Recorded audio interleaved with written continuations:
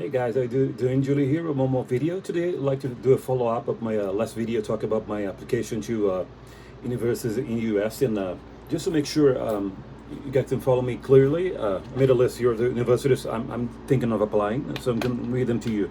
So the universities I'm thinking of applying now are in order. So University of Texas, University of Chicago, University of Michigan, University of Pennsylvania, and by the way, starting from Pennsylvania is the universities, the so-called the Ivy League, which is the best universities in the U.S. So Pennsylvania, then comes Yale, then Cornell, and Harvard. And something interesting happened about this, because in the last video I said I got a reply from a professor from Harvard and a professor from Cornell. Let's just do a follow-up of what happened. So let's start with the professor from Cornell first. So what happened is. So where's his email? His email is yeah.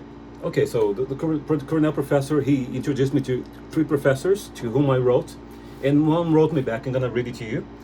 I didn't get very discouraged, but actually this is a good thing, because I can think about the next step. So he said, "Dear Julio, I don't think Cornell would be a good fit for you after professor so retirement. You would really need someone intimately familiar with the Eastern Asian languages to guide such a project, and we just won't have those resources after professor. Yeah, this professor retires. Thanks for your interest in my book. It can be purchased here. All the best." So what means here is that this professor, who was recommended, he's a specialist in Indo-European languages, and I'm trying to do a research on so Japanese and so East Asian languages. So he said he won't accept me, or that Cornell is not a good fit for me. So I'm going to try another department, probably German language. I still think about that. And the next reply that I got, that actually is very inspired. So actually I wrote an email to a professor, a professor in the linguistics department of Texas University. But I said, you know what, I'm going to try something else, because I know German too. So I have fluent German, so I'm gonna try to write to the German department. And the guy gave me this answer. He said, "Dear Mr. Pereira, thanks for writing. Your background and interests sound like they might be a good fit for obtaining a PhD. My main appointment is in Germanic studies, not in linguistics. How good is the German in reading and writing? Best wishes." So for me, this is very positive and clear that he's willing to accept me. So I'm gonna follow up with this guy. So now, right now, I'm researching about what I could, looking at about what I can research in German, and reviewing some German dialects. I have some books here, so maybe review my Bayern, so Baviera dialect. I have some dialect books here that I'm reading. So preparing for what I have to write to the German department. And last but not least, let's see what. A professor from Harvard said. Actually, I couldn't believe it. Actually, when I started reading the email, I thought it was negative. Yeah, let's read it. So back to the my last email. I said that I wrote to a professor at Harvard, but turned out that he was about to retire, and he gave me the name of a professor. And I wrote to this professor from the East Asian department. He said, "Dear Julio, thank you for contacting me about your interest in my advising you for a PhD program at Harvard. Although when it started, oh my, I already lost my hope here. So although means negative, but I kept on reading anyway. So although historical linguistics is an area I teach in, my main research area is in modern Japanese syntax and semantics." So oh yeah, he just blow me off. So the reality is that my department at Harvard, Department of East Asian Languages and Civilizations, does not offer a doctorate field in Japanese linguistics, historical or otherwise. All the linguistics students whose doctoral committees I have served on at Harvard have been in the linguistics department, which is, as you can see by looking at the Harvard Linguistics Department website, a highly theoretically oriented department. What this means is that for me to work with you, you have to need to apply for the PhD in the linguistics department, and if you're accepted, I would be happy to have you in my class. So he accepts me. A guy from Harvard, can you believe that?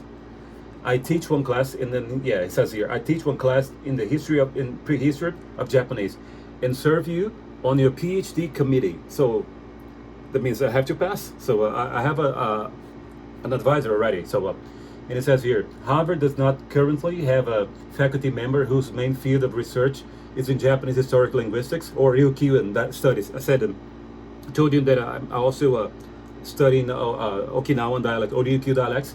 If you have not done so, I would urge you to consider for your doctoral program also other universities in the U.S.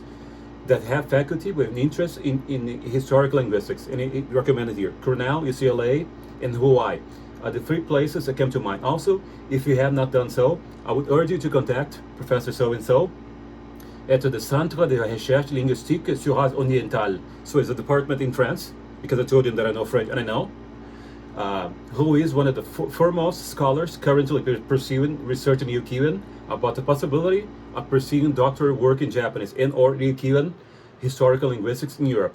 I'm sorry. What do you think? I'm sorry. I'm so happy. I'm sorry I'm not able to give you the answer you hoped for. This is better than I hoped for, actually. But I trust that both is of some help. It's not of some help. It's all the help I need, man, in considering your options for doctorate studying in Japanese historical and or comparative linguistics. Best wishes. So a guy from Harvard accepted me. So next step is just, I'm going to follow up with this. I'm going to apply to the linguistics department. For that, I'm working on my, I have to work on my they tell you kind of a, yeah, I have to do a writing, academic writing. So, yeah, definitely going to apply for Harvard. So from here, I get to the conclusion that definitely going to apply for Texas and Harvard. This is my best options now because I got accepted, and I gotta keep on doing the follow up in the other universities. So that's it. As you can see, I'm really excited, and I ask for you to help this. I want more people to get to this because I never thought I'd write a guy in Harvard who would write me back. So what it means is whatever you want to do, you have to try. You can be just can accept defeat before trying. So if I hadn't written to this guy, I wouldn't have. Of course, he wouldn't have written back. I wouldn't know that there's so much information, and it's helping me keep my search. So so please. If you watch this video to here, I really thank you. Please don't forget to hit like, to share this content. Please comment. I'd like to see a lot of people seeing this because maybe this is not something you hear every day about someone trying to, especially in my case, after 22 years after I graduated and trying to get back to PhD. So maybe you won't hear that much here. So please like this video, subscribe, consider subscribing. Please support me on Patreon. You can also support me on PayPal. Please consider be a member of this channel to have access to some old lives that I did where I talk a lot about languages. Also, if you're interested in learning Japanese, you can buy my course, which is in Portuguese, but that's for beginners. Yeah, I'm also TikTok. I've been talking mainly about martial arts, but I think it's interesting that you follow me there.